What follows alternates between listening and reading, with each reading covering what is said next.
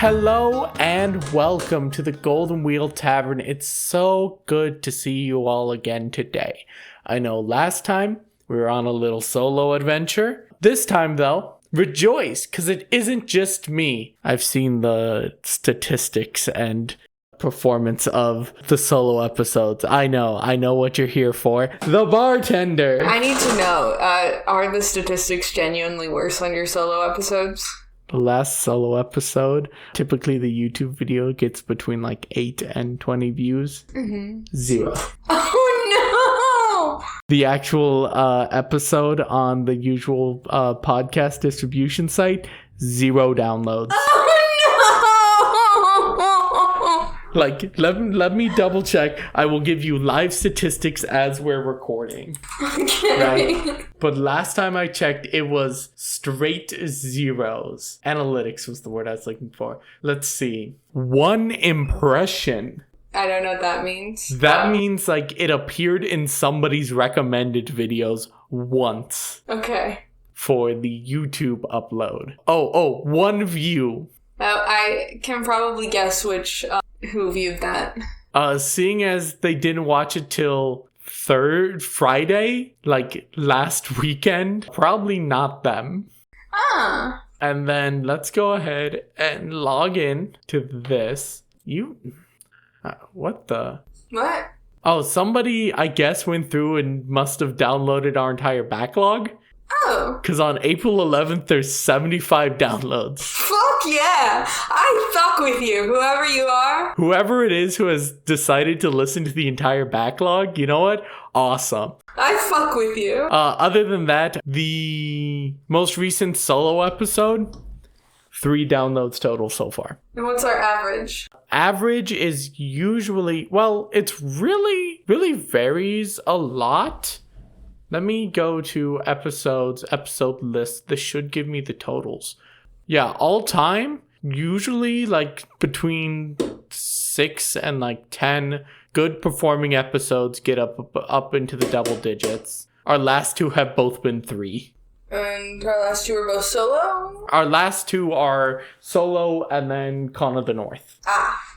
With my previous solo one actually getting 8 downloads, surprisingly. See, your solo ones aren't that bad. And then our episode before that was recorded together was at 13. Oh, no, 5 more. I appreciate all of you who download the episodes. I'm more just trying to tell him that 8 is not that much worse than 13. And Displacer Beast, you are on my bad leg. I appreciate whoever downloaded the entire backlog. Me too. I want to know who that is. Whoever it is that downloaded the entire backlog, I don't know. Shoot us a message on a social media. Speaking of social medias, we don't have a drink today. We'll maybe have a drink in a close future episode. Probably not the next one. But in a close one, we will be breaking out an old drink as a new drink. Cracking another bottle? Cracking another bottle. That shit's good. That shit's good. I really need to take... So, I'm gonna let the listeners in on a little bit about my life. Specifically my work life. Yeah. I work with alcoholics. No, kidding. I love if any of you guys happen to be listening, I love all of you and I don't think you're alcoholics. But there is a heavy drinking culture at my work. I think they would be genuinely delighted for me to bring some homemade wine, like all of them would be. I don't think 2 of them will like it. I think 2 of them will be like, this is too sweet, fuck you. They won't actually say fuck you, but 2 of them won't like it because it's too sweet. Everyone else, me and all the girlies, we're gonna love it. Mm-hmm. Yep, so who knows? But since we don't have a bartender's brew, instead, we're just going to move straight to the call to action. If you want to support us, if you want to make sure that this episode gets more than 0 views on the YouTube version or gets more than 3 downloads, the best way to do so is to tell other people about the show. Really talking to other people about it will help us grow more than anything else. right? Because while we all know that if you tell someone, hey, you should listen to the podcast, there's about a 1% chance they actually listen to it. There's a chance that it sticks in their brain, and later when they're looking for something to fill the void because all their current podcasts are out of new episodes, they're like, you know what, I'll go ahead and listen to an episode of this thing that my friend recommended. So honestly, your best way to help us grow is to tell other people in person. Tell them directly. Even if it's not in person, tell your online friends directly. Otherwise, the next best way to help us, social medias. Go to the Tumblr, the Twitter, the Mastodon, the Blue Sky. There's not a Twitter anymore, actually, because I've stopped posting on there because it's bad. So go to the Tumblr, the Blue Sky, the Mastodon. Go there, share, retweet, whatever it is to spread us in the algorithm. That is the best way to help us grow other than telling somebody else about it. Now, if you want to support us monetarily, you can go to the Patreon, patreon.com/thetavernkeepsguide, and support us there. $5 a month or $5 or more a month gets you Side Talks, Diatribes, a bonus clip rather recently. It gets you the cold intro, the cold outro. It gets you just, some extra stuff. In fact, depending on how things go, there may be a little secret bonus episode going up there at some point soon. So, or depending on how we record, I don't know, maybe all the solo episodes, if you like those, will end up going there instead. Because I do like playing solo TTRPGs. They're surprisingly fun. Surprisingly, I feel like you're diminishing the creative work of these people making solo TTRPGs. So we've discussed this before, there's solo TTRPGs, and then there's journaling games, and if a game has a you may cry if you want to rule, it's probably not my style, okay? Anyways, listeners, if you pay $5 or more a month, you get about 10 minutes of side talk with this one. So yeah, you really gotta listen to me yap. If you pay me money, I will yap for you. If you hand me $5 in person, and I know that I'm probably making my own grave with this, considering you've some done of our this listeners, bit before, but go on. And I will not remember, just like I didn't remember at the time. If you hand me money in person, I will yap at you. I will also do it if you don't hand me money in person. This one you might be more likely to remember since it's only, spoiler alert, a 1 week turnaround on this one. Bestie, I will forget the minute I walk out of this room. Just like the infamous day one of the con incident. Anyways, enough side talk. The patrons are getting a lot with this one. I like to make sure they get their money's worth. Mm-hmm. On to the Tales from the Tavern's Tables, which is about, in our Saturday group, there's inter-party conflict. Yes. Which leads to a lot of interesting character development. Our artificer and our monk our monk is really angry, upset at our artificer, which has led to some really tense moments between the two. And, for example, our monk said to our artificer, I'm sorry I tried to punch you. It was wrong of me to handle the situation that way. You're still an awful person, and I hope bad things happen to you, and nobody tries to stop it. I hope you are in a situation where you need help and everyone is too obsessed with their own needs to help you. Mm-hmm. Yeah. Fuck yeah. And, even the player playing the artificer was fucking stunned by that verbal stunning strike. I wasn't even high enough level for stunning strike yet. Yeah, and it was fascinating, and it's led to an interesting inter-party conflict. So if you as a DM, or if you as a player, can spark that among the role players of your group. Not every group is going to have that sort of thing. But if the role players of your group can spark that sort of thing, right, that can lead to really interesting moments. And it sets stuff up for the DM where you test those bonds. Because, of course, the obvious thing now is I put the artificer into a situation where they have to choose between their own wants and desires or the safety and health of their party members, especially the monk. Yeah. Right. It sets up this perfect moment for me, and it also sets up a perfect moment where I put the monk basically in the same situation. Yeah. Where the monk has to think, do I help this person, or am I just as bad as them? I'll give you all a spoiler right now. am I just as bad as them is not the thought that she would cross her mind. Yeah, she'd be like, well, this is what they deserve. Do I let the universe give them what was coming to them? Mm-hmm. But then, you know, some wise old mentor will come along and be like, you aren't any better than them. I am actually, though. Bye! Bye! Hard to impart that kind of justice into someone who is raised to believe that she... I can't think of the word right now. But, you know, part of her job is giving out divine retribution or whatever. Yeah. You're just as bad as the rest of them. Nuh-uh, the gods told me I could do this. Bye! Bye, bestie! Also, you smell like Werther's Originals and mothballs. Yeah. Maybe get your shit figured out before you come for me. Anyways, this is a side talk heavy episode.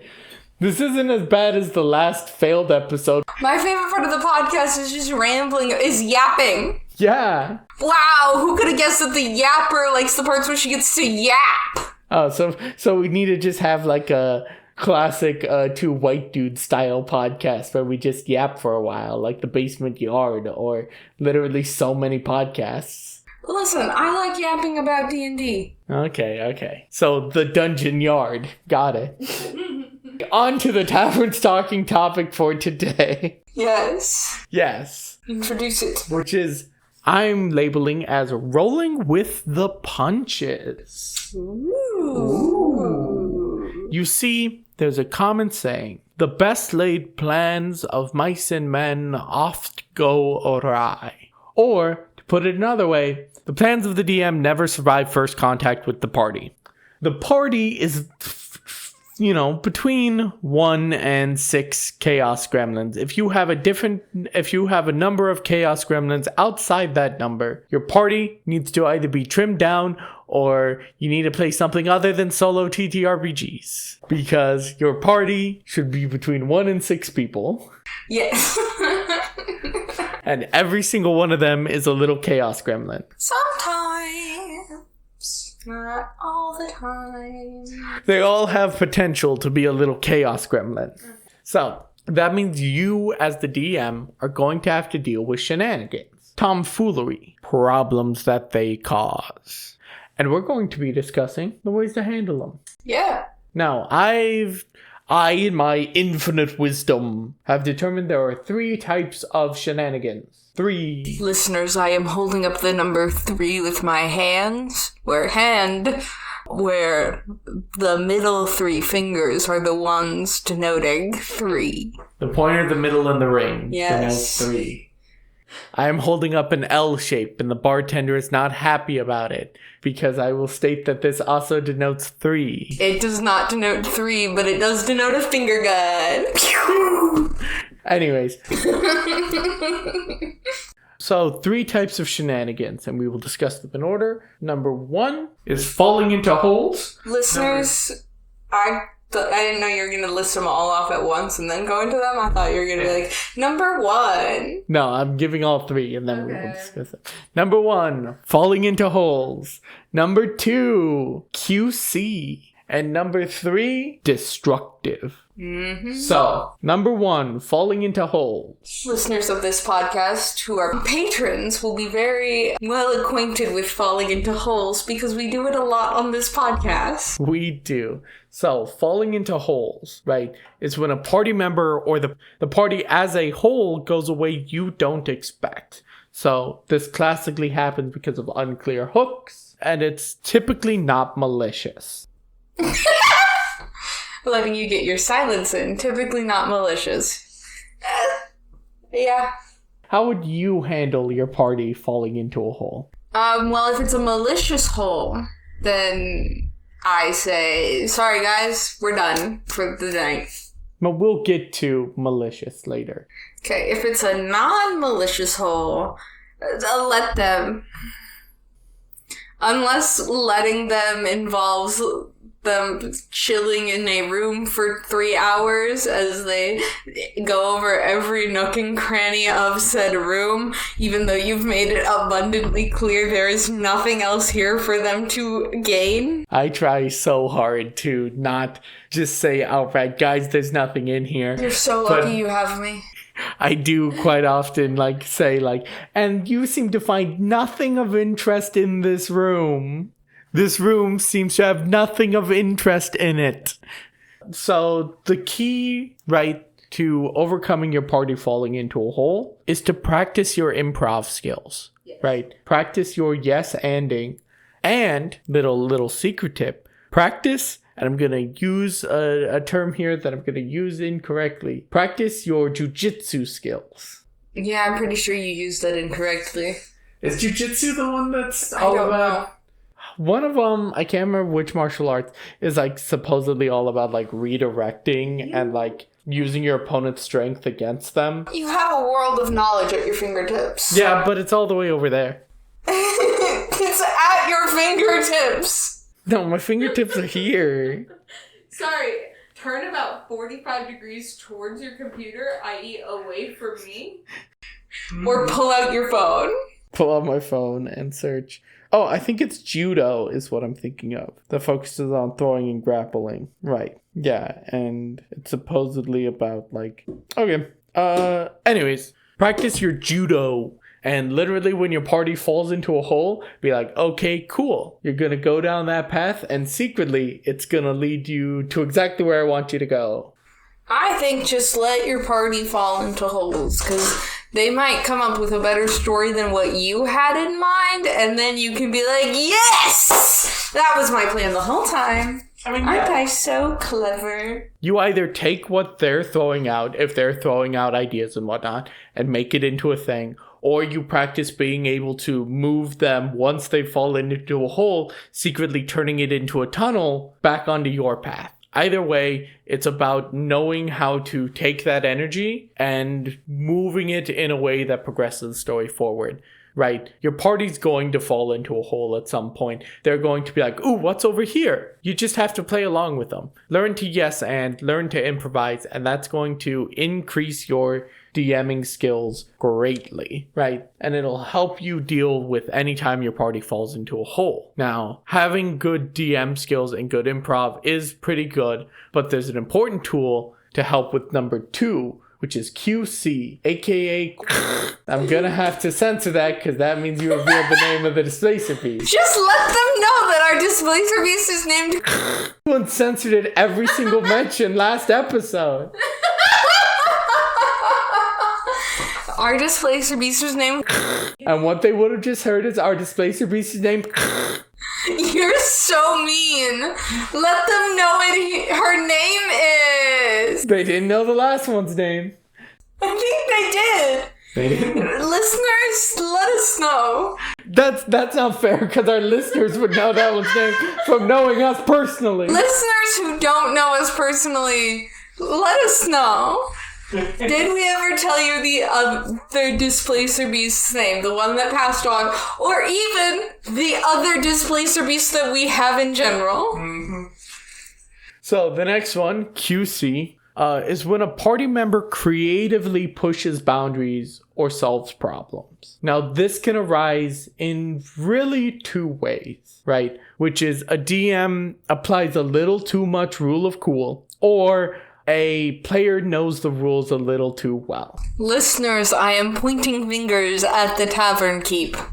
The number one instance of this was a combination of the two. The number one instance I've been a part of was a combination of the two, where this was during a campaign I was playing in. I was playing a transmutation wizard, and we essentially had to get to the middle of this stronghold, right? This courtyard in the middle of the stronghold.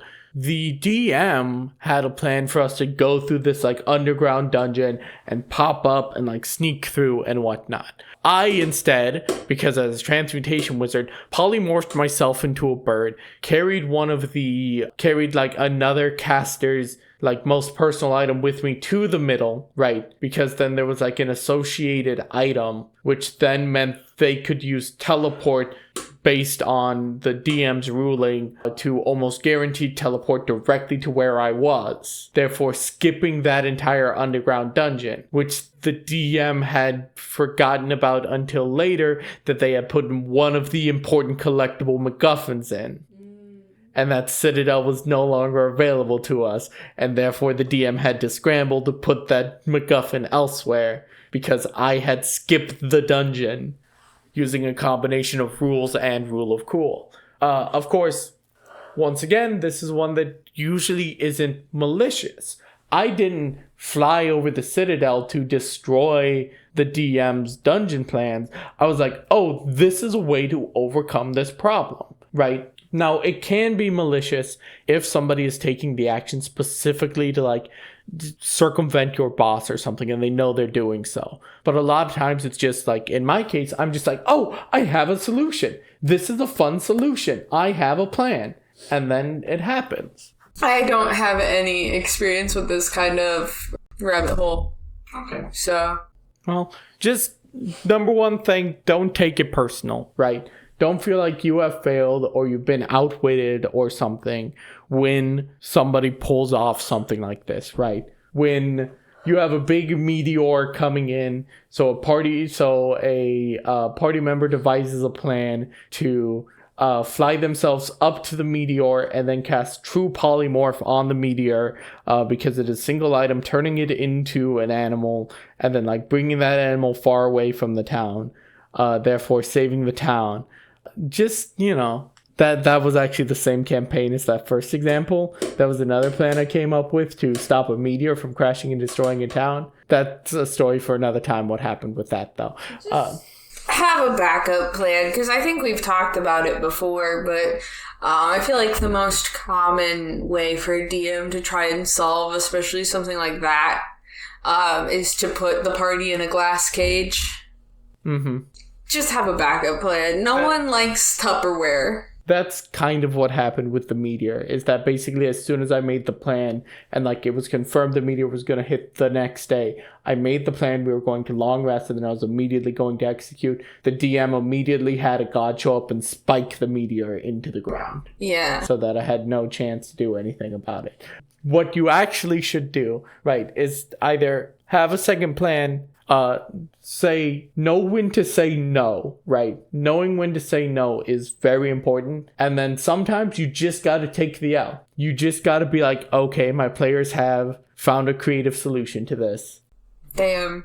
Good on them. They did creative problem solving. Good job. Now I will put an unlocked door in their way and wait for the next 3 hours. That's what should have happened. Like, should have just made your party long rest in a room, put a unlocked door in front of them. Would have been fine. Meteor would have hit. Would have took too long to open the door. Yeah. Yeah. But yeah, just take the L sometimes. Try to have a backup plan. And if your party, outsmarts you and navigates around something, it is fine to say, okay, guys, I had a plan for this. You guys have circumnavigated it. Congratulations. I need to take the next week or the next 2 weeks to figure out where we're going from here, because things have gone significantly different than I expected them. And a good party will be like, you know what? That's fair. We respect that. We expect you to come back next week or 2 weeks with some great more TTRPG because we like playing TTRPG with you. Meeting adjourned. Sometimes just take the L. And the last one is the destructive type of shenanigan. This is one that I'm always worried about, although I don't think any of our party members actually partakes in this. No. There's a party member that I feel like kind of does, but he's not malicious about it. Which means he's not destructive. Exactly. He's not destructive. He just likes to be a chaos gremlin. Yeah. And destructive is the person that goes in thinking, I want to destroy the DM's campaign, right? they are malicious, right? This happens when a player reads too many Reddit stories of the QC type, right? It's when a party member thinks that they can destroy a campaign and make the funny moments they hear about online happen on their own by their own actions. Mm-hmm. Right. And no is still a strong tool in these situations, but so is open communication. Talk to the person, be like, hey, what do you actually want from this campaign? Because if all you want is to destroy this campaign, you shouldn't be playing in this campaign because the other players want to go through the campaign. Like if one of you was like, actually, I want to try to kill Jason Algernon and free us from this school, I'd be like, so do you just like not want to play in this campaign? Because like you don't have to be here. And if your player doesn't want to play in your campaign, they don't have to.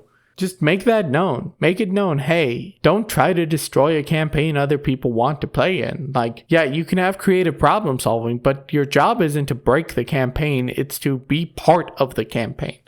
Yeah. Destructive rabbit holes, whatever we're calling them. Shenanigans? Yeah, shenanigans. Destructive shenanigans can ruin a campaign and often come from players who were already problem players to begin with. Yeah, usually you have warning signs beforehand. They're usually the ones who like do stuff that annoys the other party members, kind of does like lone wolf stuff, or like comes in and like starts immediately asking questions about how things work and whatnot. Anyways, yeah, problem players, go listen to our episode on it. We have one. My only time running into destructive shenanigans, it was from a problem player. It should have been seen coming because the campaign wasn't all about him. Yeah. And he didn't like that, so he wanted to kill everyone. Yeah. Or rather, convinced the party to try and TPK. So. Yeah. And one of the other people was like, yes, because I'm not allowed to scroll on Tinder during session. D&D session is not the time to be scrolling on Tinder. D&D's the time to be scrolling through your goddamn scrolls and your books to know what spells you're gonna cast on your turn, wizard. Yeah. Wizard. Main. I know what spells I cast on my turn, bitch. Oh yeah? What spells? Probably if I'm playing Lindola, healing spell. What other spells? If Fireball, counterspell. Counterspell isn't something you cast on your turn, neither is shield. Oh, sorry, we're only doing spells I cast on my turn? Yes. Fireball. Wither and Bloom. He didn't have a lot of variety. No, he didn't. His variety came in healing spells. Yeah, it was healing spells and fire. Some necrotic as well, so Toll the Dead. Sure, we'll go with this one. If I'm playing Genelane, Fireball, or if I'm feeling real spicy, Force Cage, and then my side-click Clemnock casts Sickening Radiance. There you go. For the Arcane Microwave. You're not going to introduce this? Oh, sorry. Ladies and gentlemen and the goblins, welcome to the Quiz Bowl.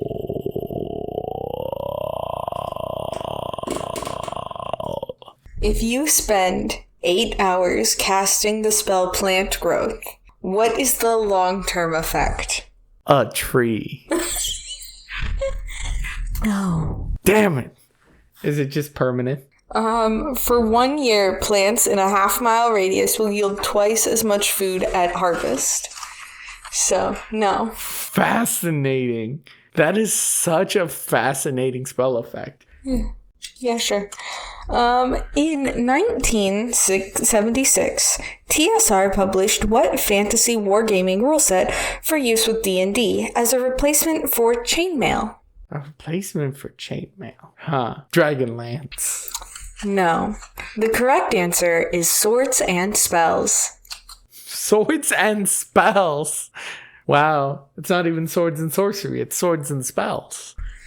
Now we'll go with an easy one since you've gotten 2 wrong. What kind of damage is automatically added to the weapon attack of a Deva? I mean, I'm gonna assume it's radiant. Correct. Hooray. The Deva's weapon attacks are magical and deal extra radiant damage with any hit. Hooray. 1, 2, or 3 for the last one before we get into questions you have to pay me to ask. 1. Okay. In Planescape Torment, the Nameless One and Morte can regain hit points by drinking what foul-smelling fluid, normally used by morticians? Embalming fluid? So, Correct. Like formaldehyde? Correct. Fascinating. Embalming fluid is comprised of more than just formaldehyde. Fuck you. Okay, person who watches a mortician on YouTube. I don't. Person who used to watch a mortician on YouTube. No. Oh, okay. I mean, like, yeah, I've seen a couple of I think it's Ask a Mortician. I've seen a few of her videos, but I never, like, got into her stuff. Well, that was 2 out of 4. And that's all the free questions I can offer you. All the free questions. If you want the bonus questions, you gotta go to patreon.com/The Tavern Keeps Guide and subscribe at $5 or more a month. If you want to support us non-monetarily, the best way you can do so is by telling a friend. And if you want to support us in other ways, also non-monetarily, you can go to our social medias. Tumblr, The Tavern Keeps Guide. Mastodon, The Tavern Keeps Guide, and I believe Blue Sky, The Tavern Keep. They aren't actually all the same handle. I should look about changing that. Also, join our Discord if you want. I don't know. Join our Discord so you could be in another dead Discord. Yep. Anyways. But with listeners like you, we can make it alive again. We can resurrect this We Discord. can cast True Resurrection on this Discord. If viewers like you all give us enough gold to cast True Resurrection. This Discord brought to you by viewers like you. Thank you. Thank you. Anyways, thank you so much for listening. We appreciate every one of you, and have a nice night. And as always, make sure to tip the barmaids.